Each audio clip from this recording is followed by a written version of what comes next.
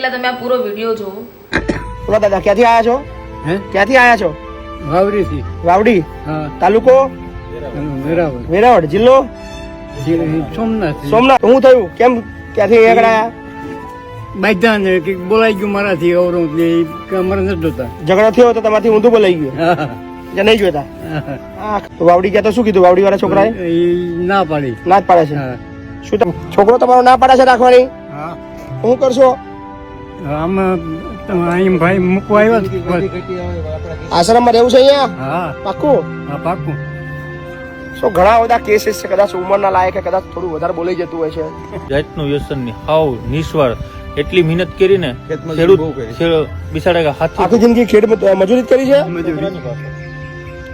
મજૂરી કરી છે.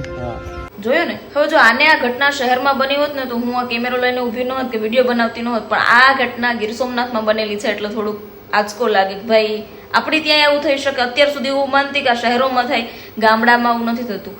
હા, આ દાદાની ભૂલ હશે, 100% હશે, પણ હું શું કહું, એ ઘર એનું હશે, એણે અત્યાર સુધી કમાયેલું હશે, અત્યારે એને બધું ભેગું કરેલું હશે, તો કદાચ એનો ભાગે બને ને ટૂંકમાં. એમ એનું તમે, હું તો એમ કહું, તમને તકલીફ હોય ને તો તમારે નીકળી જવાય. અત્યારે નોકરી ધંધો બધા કરે જ છે ને, અત્યારે ઘરમાં જોઈન્ટ ફેમિલીમાં રહી છે કોણ? અત્યારે બધું આ ઝઘડાના કારણે જ અડધા 90% પબ્લિક બરાબર રહેતા હોય ને, બધા અલગ અલગ.